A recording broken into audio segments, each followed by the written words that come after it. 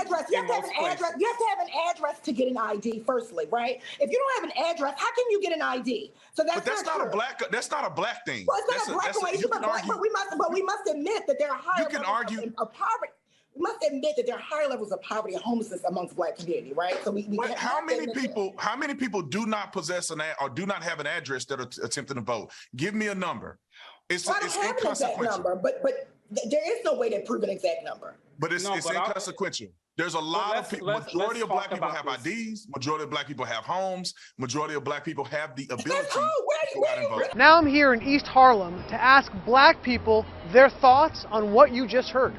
Do you have ID normally? You carry ID around? Yes, I have state ID. Do you carry ID? Yes, I do. Do you know any Black person who doesn't carry ID? No. Everyone that I know has an ID. Why would they think we don't have ID? That's a lie. Why would they say that? Do you have ID? Yes. Because I have my ID and my friends have their ID, so like, we know what we need to carry around. Everybody that I know have ID. Like, that's one of the things you need to walk around with New York.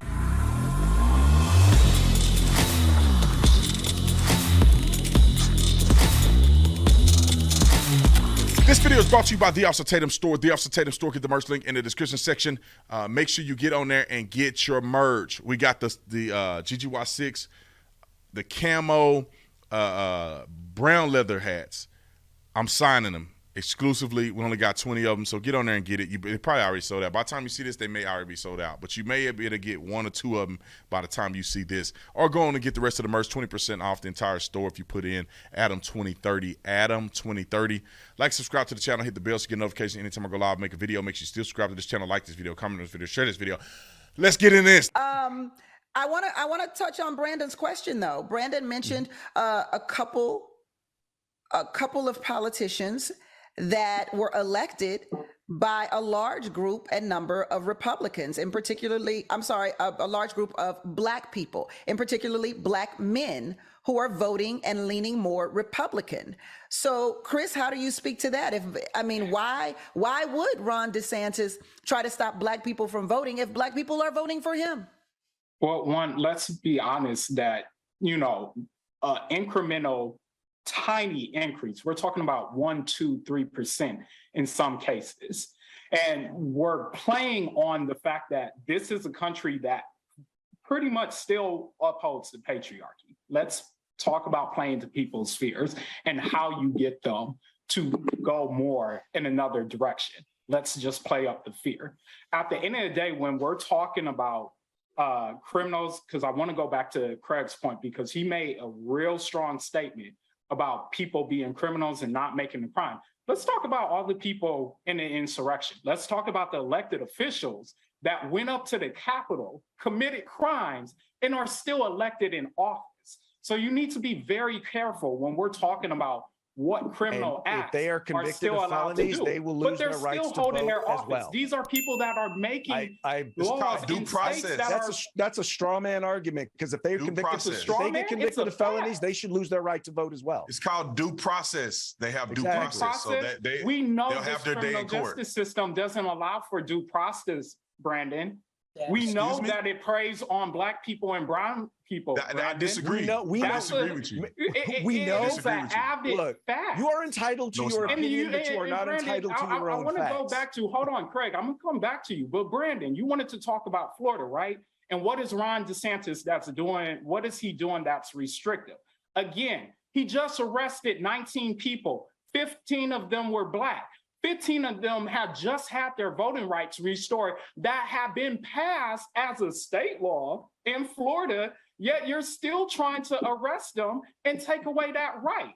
So it must be nice to make whatever fairy tale you want in reality, but the facts are the facts. And everybody can see that as clear as day. So let's talk about this fact real quick. In 2016, a U.S. appeals court struck down a North Carolina voter ID law that they said targeted African-American voters with almost surgical precision.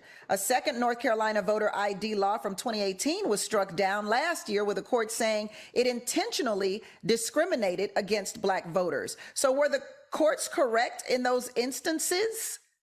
I would argue we would have to look at the courts, because we know that there's some courts that are politicized either one way or the other. But how in the world is it racist for you to have an identification? I don't understand that. You go and get an identification to drive a car. I mean, you have to have a driver's license. You fly on an airplane. You buy alcohol. You go stay at a hotel to get food stamps, government assistance. You have to have identification. I don't know a Black person that don't have identification. So when people say that IDs are restrictive, I think IDs are beneficial to all people in America because therefore you can ensure that you have to have an address. You have to have an address. You have to have an address to get an ID. Firstly, right? If you don't have an address, how can you get an ID? So that's not a black. That's not a Black thing. Well, it's not a black way. But we must admit that there are higher levels of poverty. We must admit that there are higher levels of poverty and homelessness amongst Black community, right? So how many people do not possess or do not have an address that are attempting to vote? Give me a number. It's inconsequential. Number, but there is no way to prove an exact number. But it's inconsequential. There's a lot of people. Majority of Black people have IDs. Majority of Black people have homes. Majority of Black people have the ability to go out and vote. Let's hold that thought and come right back so I can keep my home. We're going to go to commercial break. This conversation is a little more heated than I anticipated, but I'm loving every single minute of it. And the facts you're bringing are making me just melt inside. Craig, you wanted to talk about Florida. Yes. So the incident, what occurred in Florida was Broward County decided to send out voter registration cards to everybody.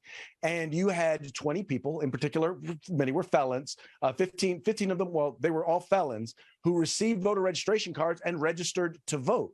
That's what occurred. And by the way, they knew that because they were felons, they were not supposed to be voting. And that's why, in fact, they were arrested for basically voter fraud. They were ineligible to vote and they decided to vote. There was no change in the law. I have no idea what Chris is talking about, but that is an example of the misinformation or rather disinformation that you're hearing from folks regarding issues like this. Chris, you want to respond? Yeah, so the fact that you don't know of the law that gave felons, once they re-enter society, that was passed in Florida to stop that disenfranchisement is appalling, honestly. You want to talk about misinformation.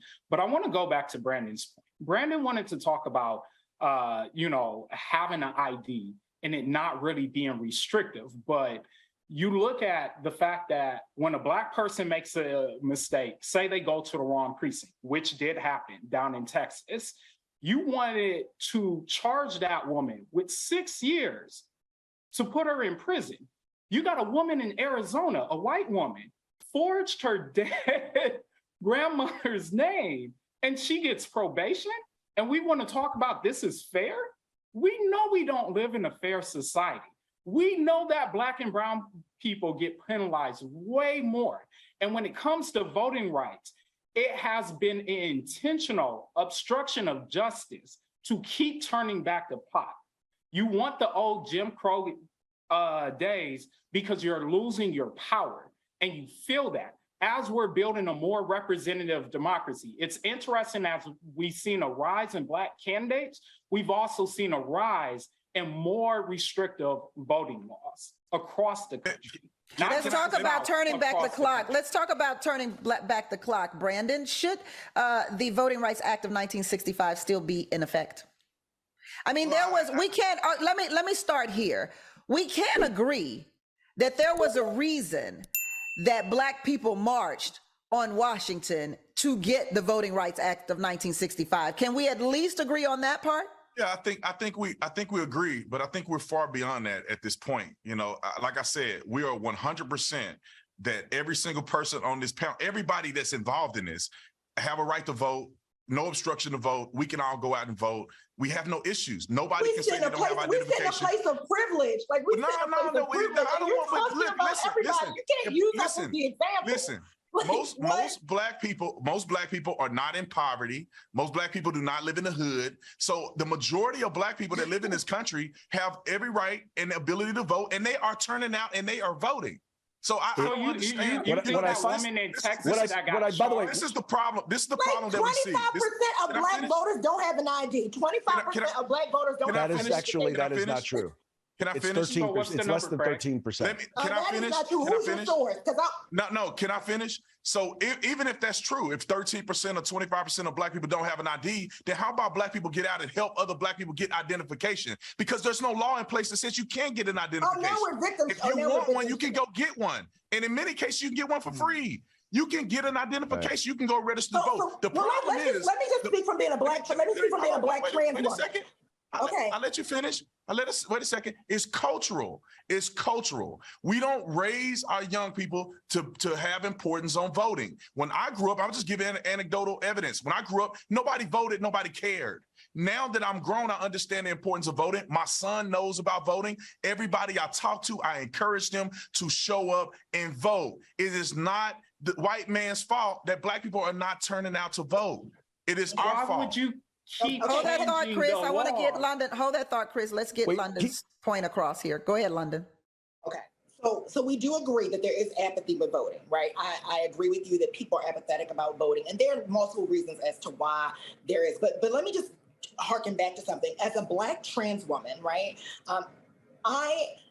And I sit in a place of privilege, but there are many who don't have access to the documents needed that go ahead and establish you being able to get an ID, right? Like getting things like your birth certificate, your social security card. Some people would rather identify as how in their gender identity and how they are rather than what the state says that they are. And again, that goes back to state laws. And when you start to talk about, the antiquated South and how, trans people are forced to get surgeries and do all these things to get identification that matches who they are, that's a problem. And yes, there are 25% of African Americans do not have ID, opposed to 8% of white Americans who have identification. And so, yes, creating restrictions based on ID is a problem. And I live in a great state of Maryland. Nobody's stopping Black people from getting ID. Nobody is stopping. Look, the other thing is this: is keep in mind that the Voting Rights Act and the law that, in fact, that Democrats are seeking to pass in Congress right now doesn't affect every state. It only affects certain states. And it's interesting that those states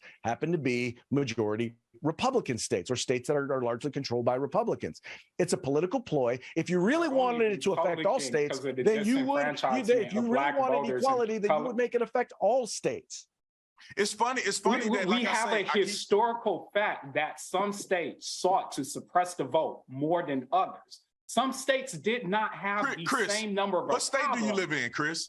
What state do you live in? I live in Virginia right now. Want to talk about Virginia? I live in Texas. Are you able to go and vote like the white man? Can you go out and vote like the white man?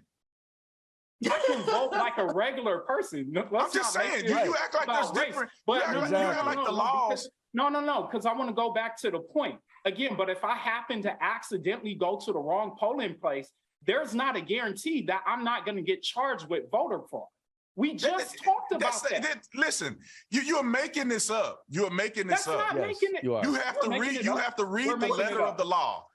So when you go to a voting place and you vote intentionally to defraud the system, that is a crime. There's a culpable mental state. It has to be intentional. If you somehow go to a let me just explain to you. Let me just explain to you how voting works. In the state of Arizona, you go to the wrong polling place, they will not accept you because your name is not on the voter roll. So if you somehow thwart that process, there is something called a provisional ballot. Yeah, you do realize we have those in Maryland. You do understand what a provisional ballot is.